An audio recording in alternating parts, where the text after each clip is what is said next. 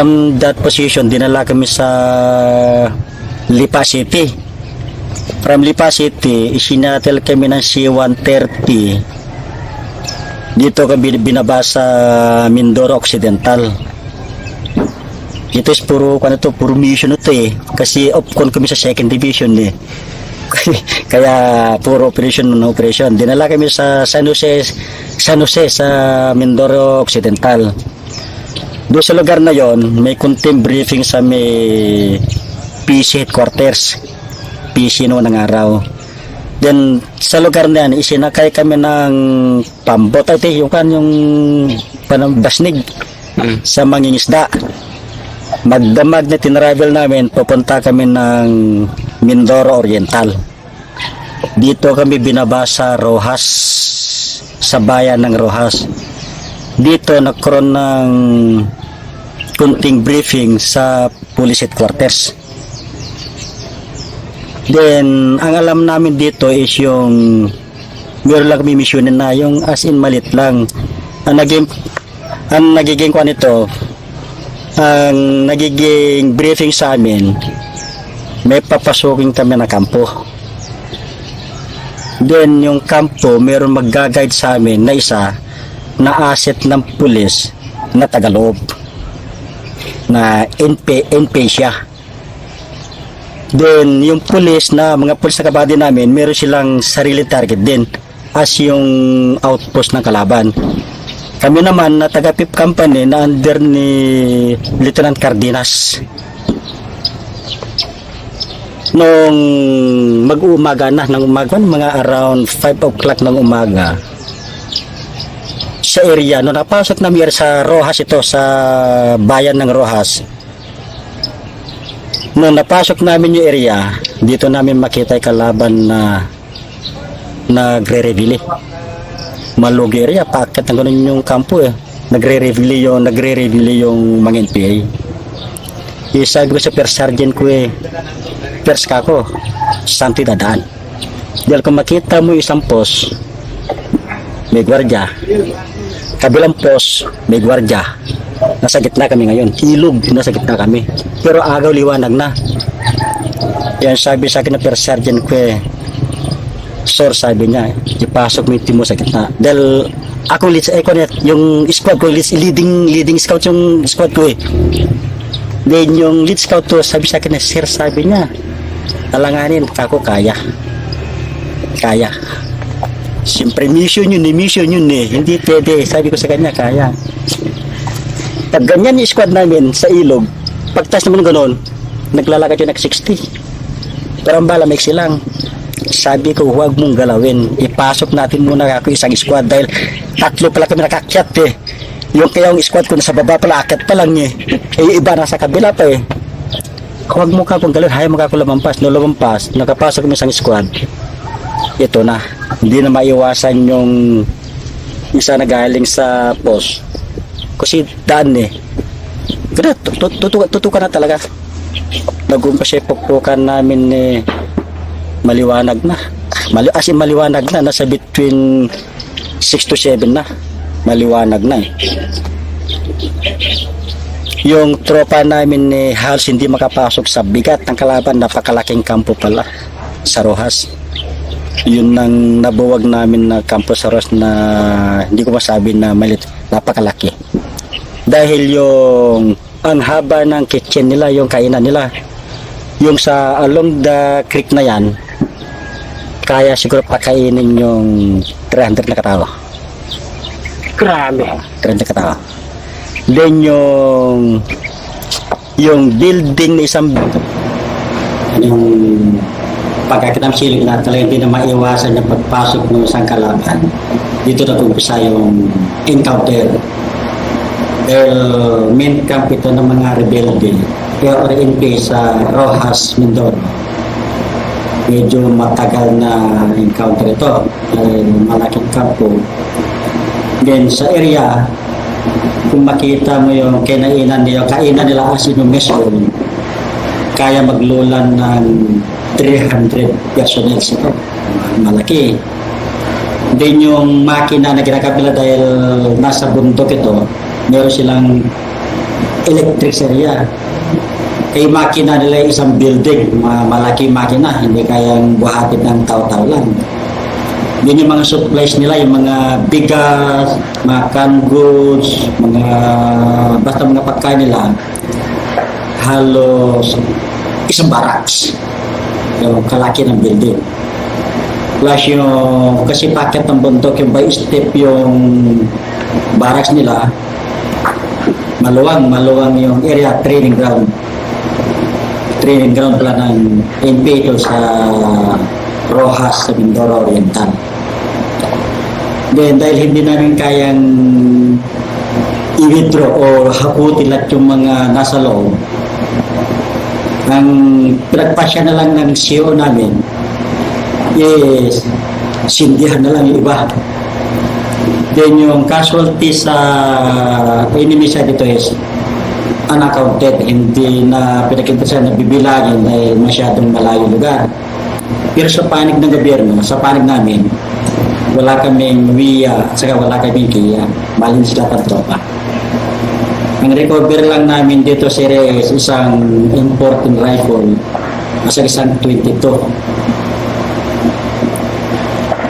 Hindi makuhanan mag-recover dahil masyadong malugi area at yung tropa namin hindi nag-akyat lahat. Kami lang na isang squad ang nakadikit ng gusto bago na-umpisa yung fight.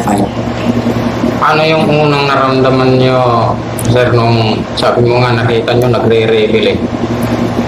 As in, sabi ko sa first sergeant nandil, ako nasa leading nasa leading squad ako. Nung sabi sa first sergeant ko, ito yung matagal natin na hinahanap. Then, yung iba, hindi na maisip magpanik kahit malagay. Kitang-kita mo na yung kalaban na nagre-rebel eh. Bali, 3 baitang nasa baba, sa gitna at sa taas. Kasi ito is training ground talaga nila ito. Then, ang sabi na itong guide namin na NPA, bago siya umalis sa area, ang nabilang na tropa nila is more than 300. Fully armed yun, more than 300. Then pumasok kami is company minus.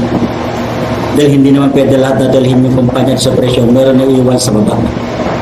Doon sa pinaka-taxi namin. Then, pagdating na alas 3 ng hapon, dumating yung CEO namin, reinforcement.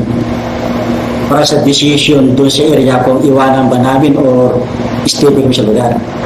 Pero pag-desisyon na niya ng bantang 4 o'clock na ng hapon, dahil lalanganin yung lugar, nag-withdraw na kami. Ang dinala namin, yung kaya lang namin bitbitin, kagaya ng mga ibang dilata, may ibang pwede na pakinabangan pa.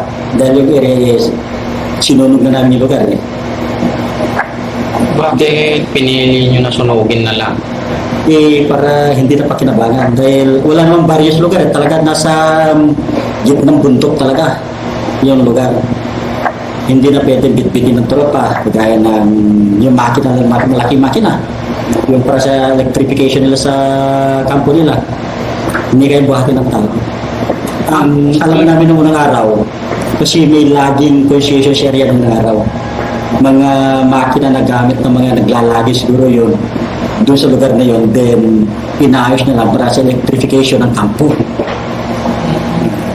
Then yung school nila, yung mga bleacher nila, hagdan para sa paglilit ko siguro nila pa meron silang training. Grabe pala yan. Then, noong time na yon, nung kami nag-withdraw, dito na kami pinagbarak sa Mindoro Oriental, sa San Antonio. Malapit sa Bali, isang section kami. Nung meron itong isang mangyan, pumunta sa kampo namin, ang sabi niya, may armado sa bahay nila. Pero malayo yung lugar dahil tatakbuhin na sasakyan ng 4 hours bago namin nilakad ng almost 6 to 7 hours. Malayo. Malayo. Ang sabi ko sa mangyan, alam mo sa lugar. Opo sir, dahil bahay namin yon. Ilang bakako yung kalaban. Sa kabila, ang nabilang niya, mahigit 20. Sa kabila, mahigit 20 rin. Ano ka po yung baril niya na pinakita namin yung baril namin. Sabi niya, mayroong ganito. Saka nung pinakita namin yung M60 namin, machine gun, Meron doon, mas malalaki yung bala. Na 3 ang paa. Dapat 30 caliber. Ang alam namin is yung parang nagpukunwari lang itong mangyan. Sa madaling salita, napapasya ng CEO namin. Punta yung lugar, i-verify yung lugar. I-verify. Kung positive, kung kaya pa tumawag ng tropa, pero kung alanganin na, bubuhin sa darating yung reinforcement. Yung madaling salita, mission, nilakad namin. Dalawang squad ang lumakad. Wala kami officer. Dahil ko lang po yung officers na mga araw, puro yung mistake lang. Then, pagdating namin sa area, mga between 4 to 5, ang sabi ng mangyan, nandyan na sa harapan. Nandyan yung bahay ng bal, 3 bahay lang yan sabi niya. Ang bahay namin sa taas, sa kabila, sa kanyang sa baba. Then, madaling salita, nag-split kami from itong isang squad, tinumbok yung kabila, squad tinumbok yung kabila. Nagkataon naman na nagpanabay. Yung isang squad, una na pa-enkwentro, sumabay kang nag-enkwentro at talaga bitbitan na. Natapat sa akin yung 30 caliber. Yung natapat sa tropa yung 30 caliber. Ngayon, no nagkapukpukan na, pagdating ng alas 7 na ng maliwanag na, kitang-kita mo yung kalaban. Kaya medyo naipit ng kunti sa pababa dahil itong isang squad hindi magagalaw dahil mababa siya ang kalaban sa taas. Ang ginawa ng isang tao niya, lahat yung mga rifle grenade, yun ang pinang-demoralize sa kalaban. Puro rifle grenade lang hanggat naka-accept yung pinagalit scout. Nung nakagapang pinagalit scout, medyo naginawaan. Hindi naman sa kabila, hindi makagalaw. Dahil yung putok sa kabila, sa amin tumatama sa kabilang bahay. Yun ang ginawa ng tail scout ko, pati yung radyoman ko, sila yung nag-initiate na gumapang pahiwalay. Humiwalay sila. Dahil nakadikit sila kung by information din sila nakadikit na sa tail scout ko sila radyoman para makurola ng kontak. Hanggang sa yung 187 natin, yung ietsa lang gano'n. Nakakontak naman. Inaabot yung encounter namin na alas 9 ng umaga. Pero ang na-recover namin doon sa 2 M16 lang. Yung 30 caliber hindi namin nakuha. Sadyang yung sabi nung kalang mangyan na more than 20 sa kabila, yung isang bahay pala hindi niya nabilang.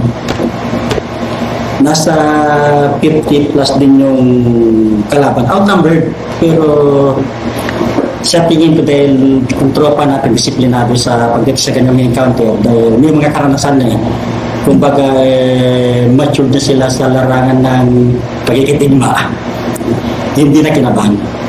Anong naramdaman mo nung sabi mo nga sa tropa mo naka yung 30? Sa tropa, Anong naramdaman mo? sabi ng lead staff, sabi niya, sir, sabi niya mabigat.